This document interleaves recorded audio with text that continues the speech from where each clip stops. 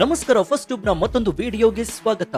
ಬೆಂಗಳೂರು ಕನಸುಗಳ ನಗರಿ, ಉದ್ಯಮಗಳ ರಾಜಧಾನಿ. ಇಲ್ಲಿ ರಿಯಲ್ ಎಸ್ಟೇಟ್ ಸಾಮ್ರಾಜ್ಯ ಕಟ್ಟಿದವರು ಅನೇಕರು. ಅಂಥವರಲ್ಲಿ ಒಬ್ರು ಕಾನ್ಫಿಡೆನ್ಸ್ ಗ್ರೂಪ್ ನ ಸಾರಥಿ ಸಿಜೆ ರಾಯ್. ಸಾವಿರಾರು ಕೋಟಿ ರೂಪಾಯಿ ಒಡೆಯ, ಐಷಾರಾಮಿ ಜೀವನ, ದೇಶ ವಿದೇಶಗಳಲ್ಲಿ ಹಬ್ಬಿದ ವ್ಯವಹಾರ. ಹೊರಗಿನ ಜಗತ್ತಿಗೆ ಅವರು ಯಶಸ್ವಿ ಉದ್ಯಮಿ. ಆದ್ರೆ ಆ ಯಶಸ್ಸಿನ ಶಿಖರದ ಒಳಗೆ ಎಂತಹ ಬಿರುಗಾಳಿಯಾಗಿತ್ತು ಎಂಬುದು ಯಾರಿಗೂ ಗೊತ್ತಿರಲಿಲ್ಲ.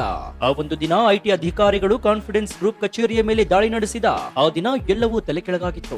ವಿಚಾರಣೆ ನಡೆಸ್ತಾ ಇರಬೇಕಾದ್ರೇನೆ ತಮ್ಮದೇ ಕಚೇರಿಯ 4 ಗೋಡೆಗಳ ನಡುವೆ ತಮ್ಮದೇ ಪಿಸ್ತೂಲಿನಿಂದ ಗುಂಡು ಹಾರಿಸಿಕೊಂಡು ಸಿಜೆ ರಾಯ್ ಇಹಲೋಕ ತ್ಯಜಿಸಿದ್ದಾರೆ. ಒಬ್ಬ ಸಾವಿರಾರು ಕೋಟಿ ವ್ಯವಹಾರ ನಡೆಸುವ ಉದ್ಯಮಿ ಐಟಿ ದಾಳಿಗೆ ಹೆದರಿ ಆತ್ಮಹತ್ಯೆ ಮಾಡ್ಕೊಳ್ತಾರಾ? ಕೇವಲ ತೆರಿಗೆ ವಿಚಾರಣೆ ಅಷ್ಟು ದೊಡ್ಡ ನಿರ್ಧಾರಕ್ಕೆ ಕಾರಣವಾಯ್ತಾ? ಈ ಪ್ರಶ್ನೆಗಳು ಇಡೀ ರಾಜ್ಯವನ್ನೇ ಕಾಡ್ತಾ ಇದೆ.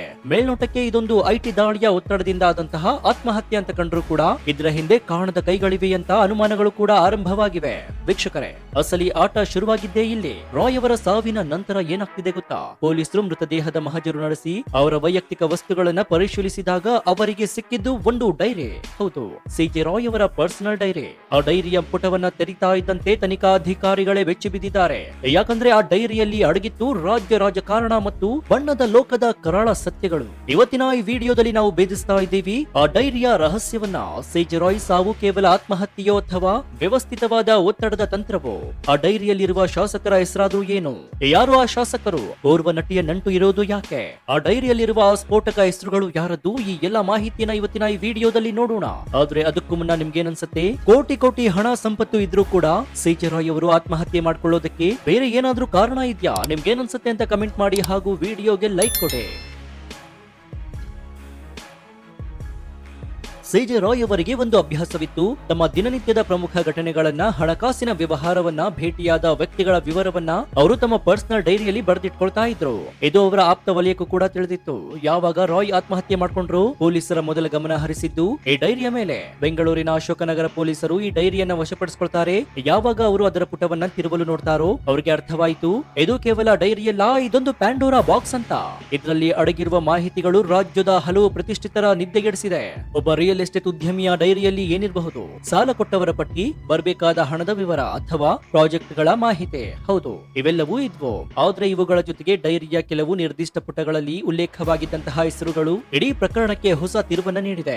ಆ ಡೈರಿಯಲ್ಲಿ ರಾಜ್ಯದ ಅತ್ಯಂತ ಪ್ರಭಾವಿ ರಾಜಕಾರಣಿಗಳ ಹೆಸರುಗಳಿದ್ವು, ಬಣ್ಣದ ಲೋಕದ ಸುಂದರಿಯರ ಹೆಸರುಗಳಿದ್ವು, ವಿದೇಶಿ ನೆಲದಲ್ಲಿ ಕುಳಿತು ವ್ಯವಹಾರವನ್ನ ನಿಯಂತ್ರಿಸುವ ಕುಳಗಳ ಹೆಸರುಗಳಿದ್ವು. ರಾಯ್ ಅವರು ಈ ವ್ಯಕ್ತಿಗಳೊಂದಿಗೆ ಯಾವ ರೀತಿ ಸಂಬಂಧ ಹೊಂದಿದ್ರು? ಕೇವಲ ಸ್ನೇಹನ ಅಥವಾ ವ್ಯವಹಾರಿಕ ನಂಟ ಅಥವಾ ಅದಕ್ಕೂ ಮೀರಿದ ಹಣಕಾಸು ಕೊಡುಕೊಳ್ಳುವಿಕೆಯ ಜಾಲವಿದ್ಯ?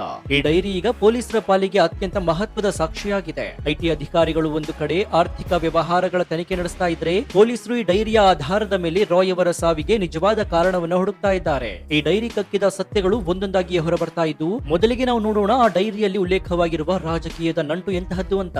ರಿಯಲ್ ಎಸ್ಟೇಟ್ ಉದ್ಯಮ ಮತ್ತು ರಾಜಕಾರಣ ಇವು ಒಂದಕ್ಕೊಂದು ಬೆಸೆದುಕೊಂಡಿರುವಂತಹ ಕ್ಷೇತ್ರಗಳು ಎಂಬುದು ಗುಟ್ಟಿನ ವಿಚಾರ ಅಲ್ವೇ ಅಲ್ಲ. ಭೂವರ್ತನೆ, ಬೃಹತ್ ಪ್ರಾಜೆಕ್ಟ್ ಗಳಿಗೆ ಅನುಮತಿ, ವಿಡಿಎ, ಬಿಬಿಎಂಪಿ, ಎನ್ಒಸಿಗಳು, ಹೀಗೆ ಪ್ರತಿಯೊಂದು ಹಂತದಲ್ಲೂ ರಾಜಕಾರಣಿಗಳ ಮತ್ತು ಅಧಿಕಾರಿಗಳ ಕೃಪಾ ಕಟಾಕ್ಷ ಬೇಕೇ ಬೇಕು.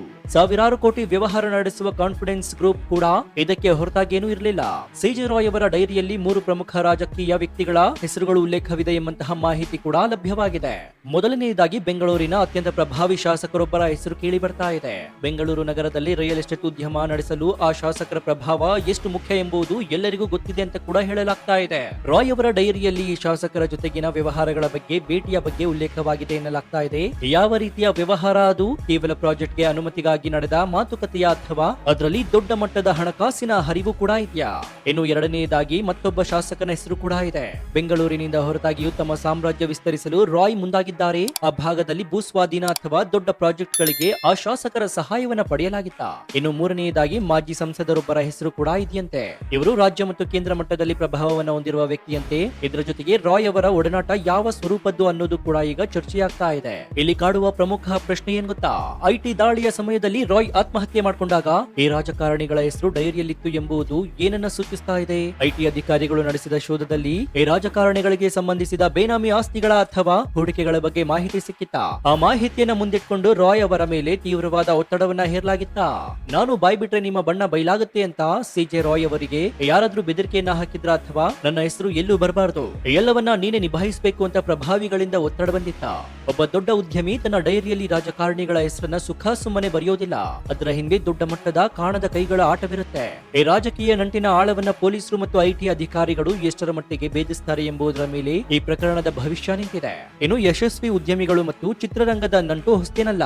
ಅದು ಸಿನಿಮಾ ನಿರ್ಮಾಣದಲ್ಲಿ ಹೂಡಿಕೆ ಇರಬಹುದು ಅಥವಾ ವೈಯಕ್ತಿಕ ಸ್ನೇಹವಿರಬಹುದು. ಆದ್ರೆ ಸಿಜೆ ರಾಯ್ ಅವರ ಡೈರಿಯಲ್ಲಿ ಸಿಕ್ಕಿರುವ ಮಾಹಿತಿ ಈ ನಂಟಿನ ಮತ್ತೊಂದು ಮುಖವನ್ನ ಅನಾವರಣಗೊಳಿಸುವಂತಿದೆ. ಡೈರಿಯಲ್ಲಿ ದಕ್ಷಿಣ ಭಾರತದ ಖ್ಯಾತ ನಟಿಯೊಬ್ಬರ ಹೆಸರಿದೆ ಎಂದು ಸ್ಫೋಟಕ ಮಾಹಿತಿ ಹೊರಬಿದ್ದಿದೆ. ಕೇವಲ ನಟಿಯಲ್ಲ, ಕೆಲವು ಪ್ರಮುಖ ಮಾಡೆಲ್ಗಳ ಹೆಸರುಗಳು ಕೂಡ ಆ ಡೈರಿಯ ಪುಟದಲ್ಲಿ ದಾಖಲಾಗಿದೆ. ಇಲ್ಲಿ ಉದ್ಭವವಾಗುವಂತಹ ಪ್ರಶ್ನೆಗಳು ಅನೇಕ. ಈ ನಟಿಯೊಂದಿಗೆ ರಾಯ್ ಅವರಿಗೆ ಇದ್ದ ಸಂಬಂಧ ಇಂತಹದ್ದು ವ್ಯವಹಾರಿಕ ಸಂಬಂಧವೇ ಅಥವಾ ವೈಯಕ್ತಿಕ ಸಂಬಂಧವೇ? ರಾಯ್ ಅವರು ಈ ನಟಿಯರ ಸಿನಿಮಾಗಳಲ್ಲಿ ಕಪ್ಪು ಹಣವನ್ನ ಬಿಳಿ ಮಾಡಲು ಹೂಡಿಕೆ ಮಾಡಿದ್ರಾ?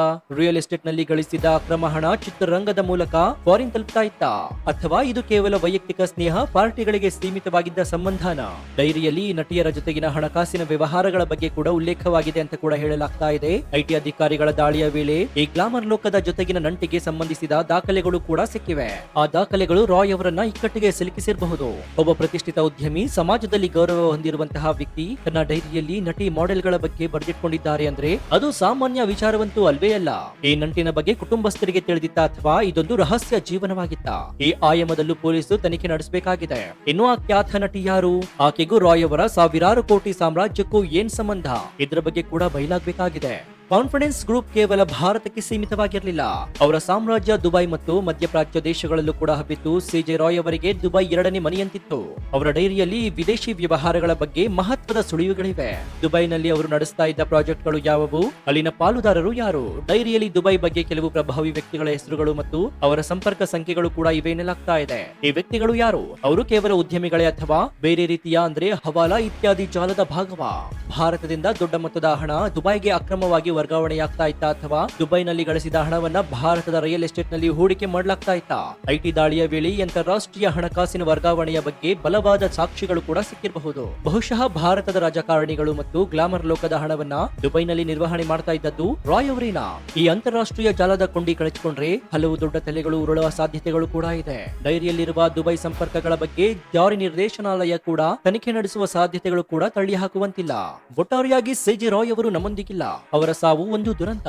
ಆದ್ರೆ ಅವರು ಬಿಟ್ಟು ಹೋದ ಡೈರಿ ಈಗ ಅನೇಕ ಜೀವಂತ ಪ್ರಶ್ನೆಗಳನ್ನ ನಮ್ಮ ಮುಂದಿಟ್ಟಿವೆ. ಬೆಂಗಳೂರಿನ ಅಶೋಕನಗರ ಪೊಲೀಸರು ಡಿಜಿ ಮತ್ತು ಐಜಿಪಿ ಸಲೀಂ ಅವರ ನೇತೃತ್ವದಲ್ಲಿ ತನಿಖೆ ಮುಂದುವರೆಸಿದ್ದಾರೆ. ಐಟಿ ಇಲಾಖೆ ತಮ್ಮದೇ ಆದ ವರದಿಯನ್ನ ಸಿದ್ಧಪಡಿಸ್ತಾ ಇದೆ. ಇದು ಕೇವಲ ಒಬ್ಬ ಉದ್ಯಮಿಯ ಆತ್ಮಹತ್ಯೆಯಲ್ಲ, ಇದು ವ್ಯವಸ್ಥೆಯ ಕನ್ನಡಿ. ಇಲ್ಲಿ ಹಣ, ಅಧಿಕಾರ ಮತ್ತು ಗ್ಲಾಮರ್ ಹೇಗೆ ಒಂದಕ್ಕೊಂದು ಬೆಸೆದುಕೊಂಡಿದೆ ಎಂಬುದಕ್ಕೆ ರಾಯ್ ಅವರ ಡೈರಿ ಸಾಕ್ಷಿಯಾಗಿದೆ. ಸೊ ಈ ಬಗ್ಗೆ ನಿಮ್ಮ ಅಭಿಪ್ರಾಯ ಏನು ಅಂತ ಕಮೆಂಟ್ ಮಾಡಿ ಹಾಗೂ ವಿಡಿಯೋಗೆ ಲೈಕ್ ಕೊಡಿ. ಜೊತೆಗೆ ನೀವು ಇನ್ನೂ ನಮ್ಮ ಚಾನೆಲ್ ಅನ್ನ ಸಬ್ಸ್ಕ್ರೈಬ್ ಮಾಡ್ಕೊಂಡಿಲ್ಲ ಅಂದ್ರೆ ಈ ಕೂಡಲೇ ಸಬ್ಸ್ಕ್ರೈಬ್ ಮಾಡಿಕೊಂಡು ಪಕ್ಕದಲ್ಲಿರುವಂತಹ ಬೆಲ್ ಐಕಾನ್ ಅನ್ನು ಪ್ರೆಸ್ ಮಾಡಿ. ಇದರಿಂದ ನಾವು ಹಾಕುವ ಹೊಸ ವಿಡಿಯೋಗಳ ನೋಟಿಫಿಕೇಶನ್ ಮೊದಲು ನಿಮಗೆ ಸಿಗುತ್ತೆ. ಇದಾಗಿತ್ತು ಈ ಕ್ಷಣದ ವಿಶೇಷ. ನೋಡ್ತಾ ಇರಿ ಫಸ್ಟ್ ಟ್ಯೂಬ್ ಕನ್ನಡ. ಧನ್ಯವಾದ.